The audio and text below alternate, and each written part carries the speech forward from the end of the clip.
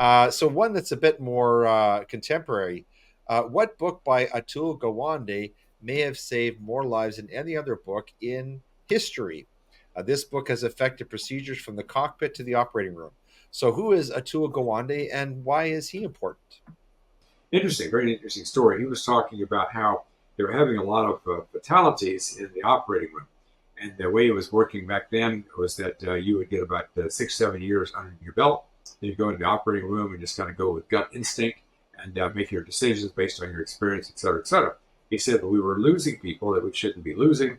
There must be some better system. It getting very complex and very complicated. I wonder, he said, how the people over in the airline industry handle the same situation because they have to make split second decisions. They have very complex procedures they have to follow. What they've done to handle the same kind of challenge. He went over and talked to the people at Boeing. The checklist system. They went back to an ancient tool, the humble checklist. Mm-hmm. And so it became procedures. There's these 37 items, 41 items, whatever it is. Check, check, check. So there's not, human beings can only think about one thing at a time. And all the complex things that have to be done, if they don't make sure they're correctly thinking about it at the right time in the right way, they miss one, and just missing one can cause the airplane crash and cause death. Well, they implemented that in the middle to late 1930s, made a very big difference. It's now the standard operating procedure for many, many years. And a lot of novice pilots beginning World War II probably had their lives saved because they had this checklist system.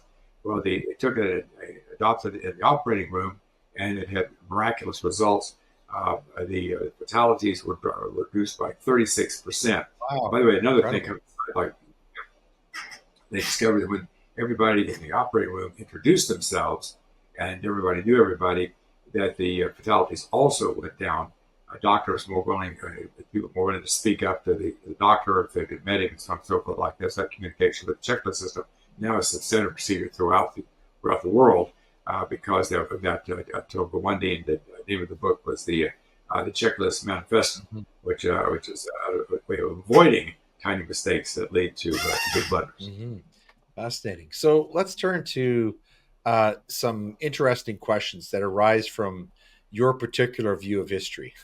One is the war in Ukraine, very, very much in the Okay. news. The question everyone is afraid to ask, or maybe they're ashamed to ask. What is that question? Well, it's this gets political, but the argument can be made that because of the botched situation in Afghanistan, the impression was given that the American leadership out of the White House was weak and timid and not well That, informed. It's that's may have been certainly bold Mr. with Trump's opinion. yeah, yes, certainly is. And you could make a serious case about that. Of course, Putin was said, "Now's my Right. chance," and so he they'd taken over the Crimea during the Obama administration, who was showing soft side to Russia, and then of course the confident side was showing there to Mr. Putin. This is the chance because they're too weak to do anything, and the Ukrainians surprised everybody by being very, very tenacious. And here we are in this war is grinding on. I really get political. I do think it is time to. The phone is not wrong. You're going to call that's my opinion for the Trump administration or the White House, but I think it is time to end the war. It's going to be very difficult to drive the Russians out of eastern Ukraine, the Donbass region. There, it's going to be very costly. The war can drag on another 3 or 4 or 5 years. I think we let, in my humble opinion, Putin have his 18% of the country. The Ukrainians saved their 82%, and it's in the war. What's it, 1,000 people dying, I think, to no purpose. Yes, and the war is escalating, isn't it? I mean, the Americans are being drawn more and more into it.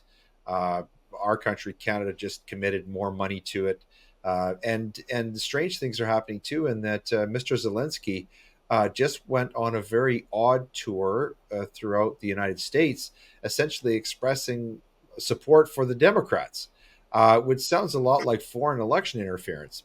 Anyway, speaking of the Democrats, one other question: Mm-hmm. how the Democrats defraud Black America? How does that work?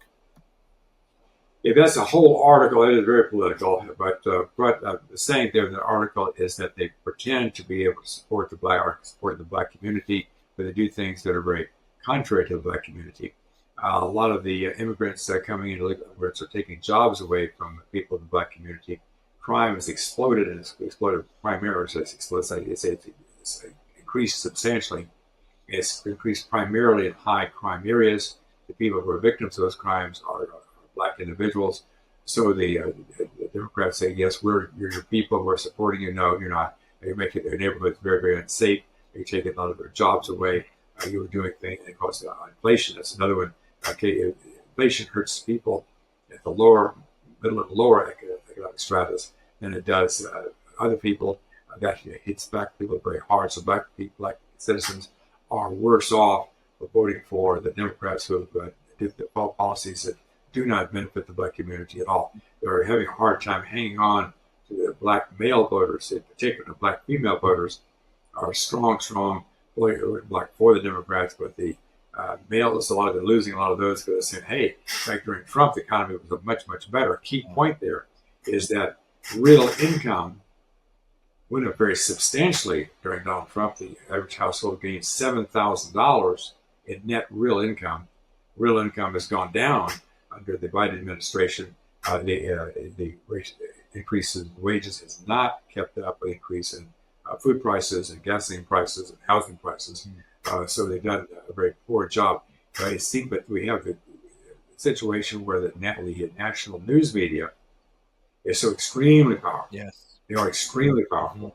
They can control the thinking of a lot of people who, quite honestly, are not necessarily that well read. They kind of form the current impression they have with David Muir or people like that. Sorry to say that.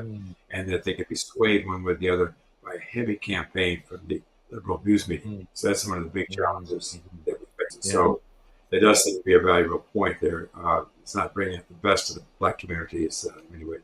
Yeah, and to make matters worse, when you start to listen to this sort of the radical leftist idea about systemic racism, these qualities that you described that many black families and many black people in America possessed, at least in more abundance prior to 1965, are now being attributed their sort of race, their white qualities, to be conscientious, to be consistent in your habits, to be hardworking, to be on time.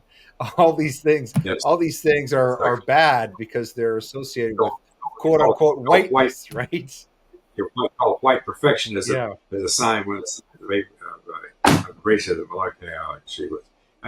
Some things are discouraging, but we have black men, I think, who have to go out there and earn the paychecks. They're the ones who are turning to the Republican Party. It could be that we can still save the country and we don't keep sliding in the wrong direction.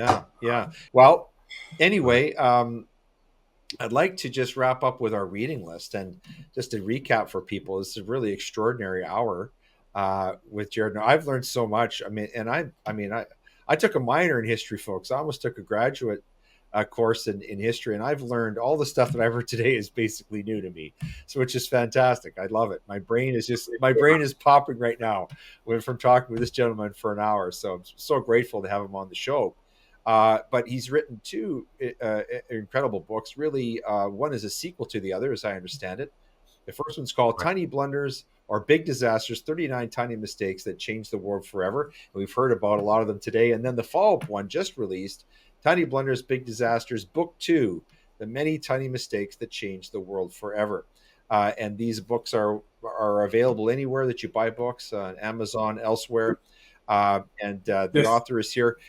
People can also find you on your website too, right? Correct. If you go to tinyblundersbigdisasters.com, tinyblundersbigdisasters.com, you see we have 2.5 free chapters there. We have a portrait gallery there. We have the quiz that you mentioned there, and you can order the first book or the second book, pre-order the second book or the first book right now. Brilliant.